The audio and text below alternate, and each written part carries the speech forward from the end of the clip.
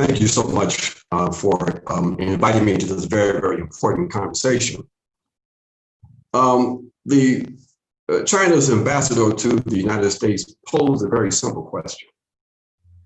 Quote, is the United States ready or willing to live with another country with a very different culture, a very different political and economic system in peace, unquote? The answer to this question must be that despite the intentions of the US rulers, the people must opt for peace. For the Black liberation and anti-imperialist movement in the US, we are clear. War is a class issue, and we say not one drop of blood from the Black working class and poor to defend the capitalist oligarchy. It is important that this position is clear because the US state wants to disconnect the ongoing Black struggle for human rights, anti-colonialism, and authentic democracy in the US from the broader anti-colonial and revolutionary struggles and movements globally.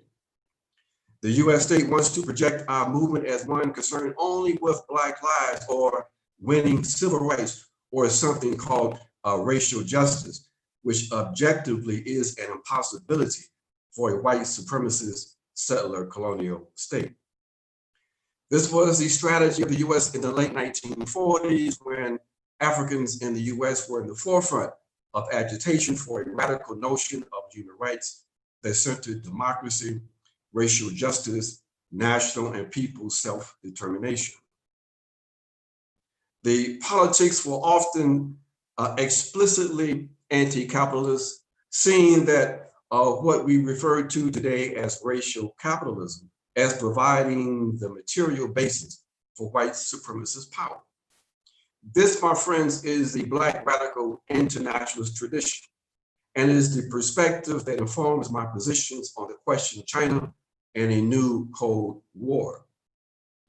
This Black internationalist perspective was captured in response by Nelson Mandela during his first visit to the US after he was released from prison in South Africa.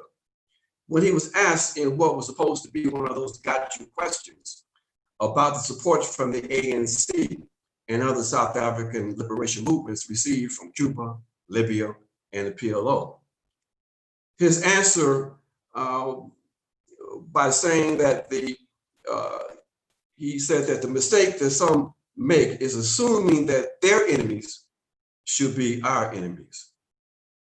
Our movement, the African radical anti-imperialist internationalist movement, sees the Chinese state and the Chinese people much differently than the US state and its ruling class. We center the collective human right of self-determination and national sovereignty for all peoples, nations, and states, and therefore take a position of resolute opposition to the effects or to the efforts by the US state to isolate, subvert, and militarily threaten the Chinese people and the Chinese government. We oppose the so-called pivot to Asia under the Obama administration and the designation of China along with Russia as global threats in the 2018 National Defense Authorization Act. We oppose the provocative military maneuvers by the US in the Asian Pacific region, specifically the unnecessary and intentionally aggressive actions in the disputed waters of the South China Sea.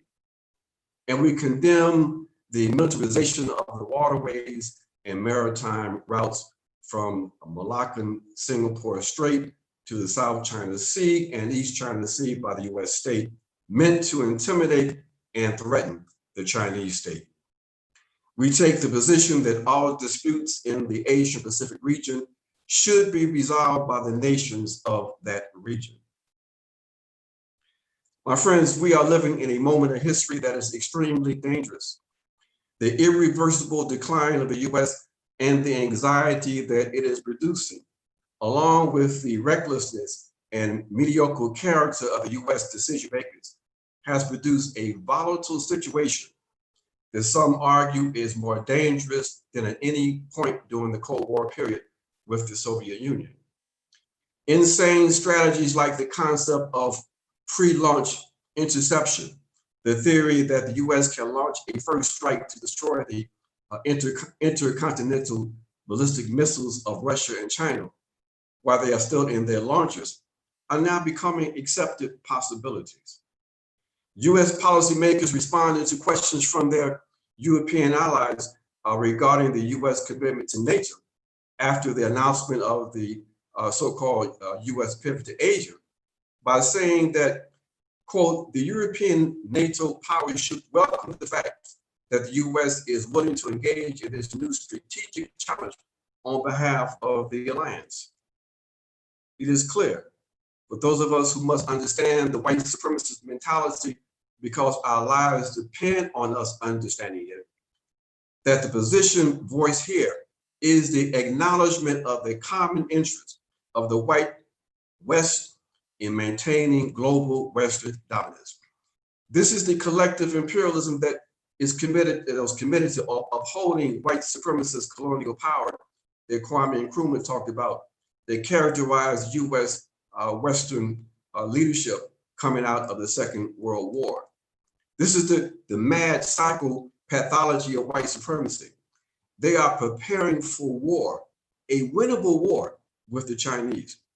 And what has been the response from the Chinese? They said that they will vigorously oppose the deployment of new weapon systems in the Asia-Pacific region.